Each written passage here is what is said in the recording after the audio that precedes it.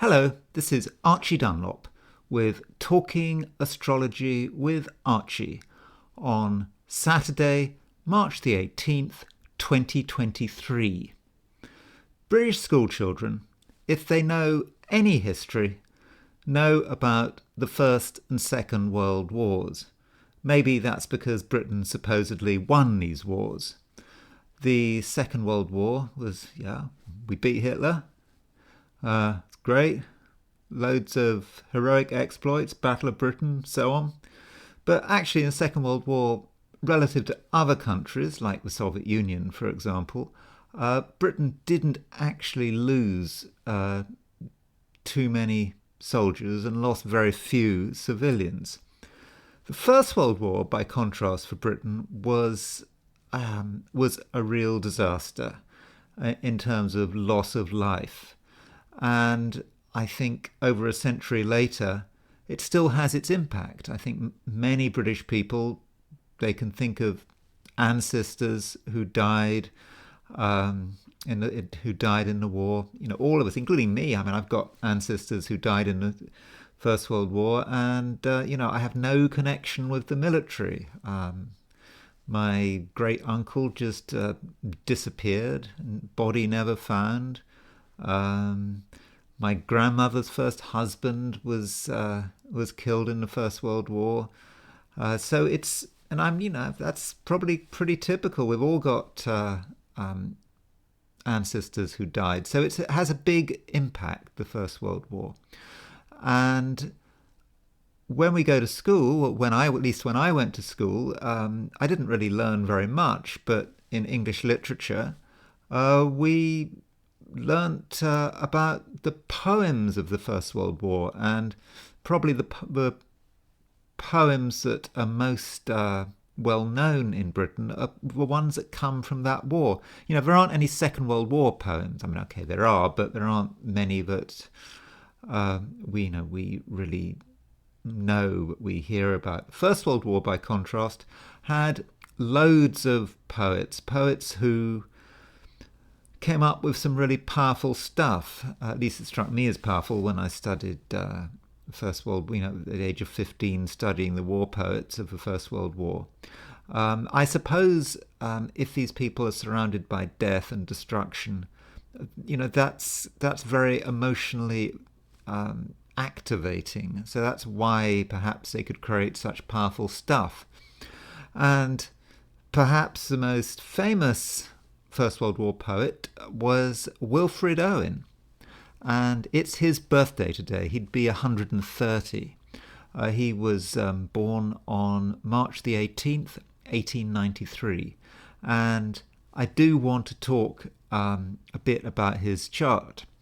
I'm also going to talk about one of his poems and see how that poem actually relates to his horoscope.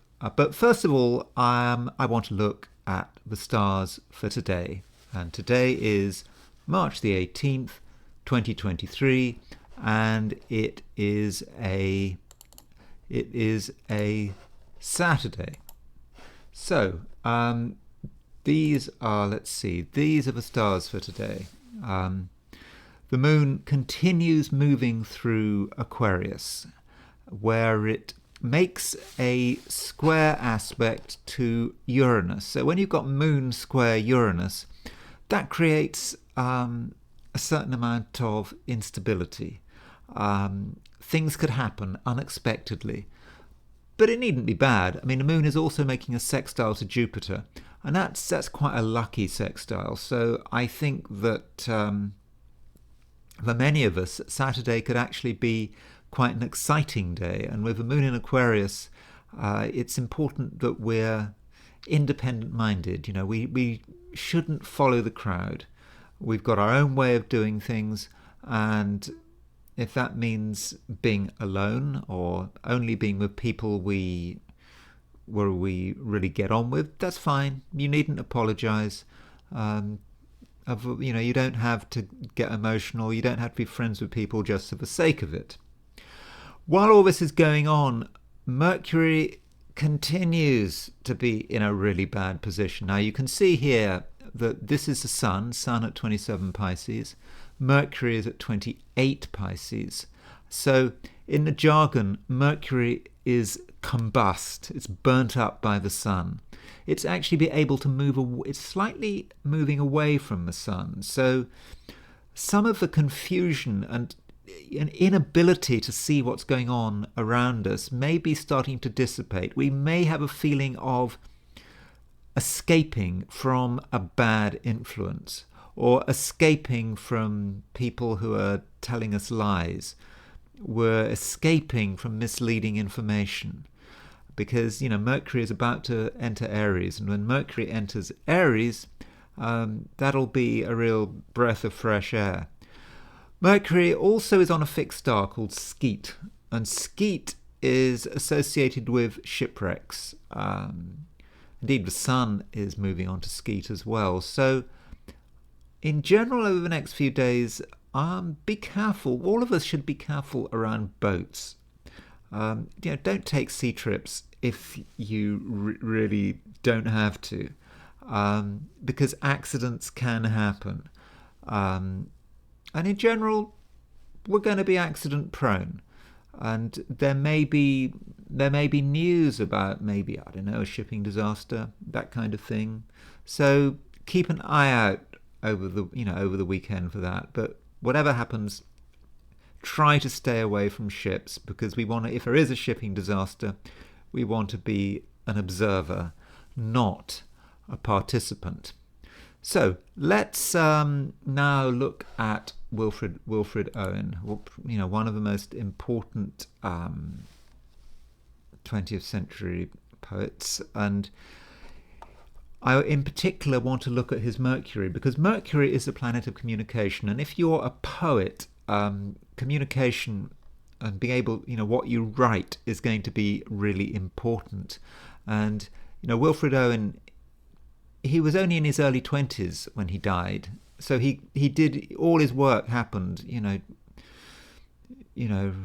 when he was, First World War started at 14, 7, 20, when he was 21, 22, that kind of thing. And he was actually killed a week before the end of the First World War. So his most famous poem is almost certainly Dulce et decorum est pro patria mori. Now I've got, so this should come up. Let's see if I can find it. Oh, there it is. So this is a very angry poem, and he's essentially describing a gas attack. And he writes, if in some smothering dreams you too could pace behind the wagon that we flung him in, and watch the white eyes writhing in his face, his hanging face like a devil's sick of sin, if you could hear at every jolt the blood come gargling from the froth-corrupted lungs, obscene as cancer, bitter as a cud, of vile, incurable sores on innocent tongues, my friend, you will not tell with such high zest to children ardent for some desperate glory the old lie, dulce et decorum est pro patria mori.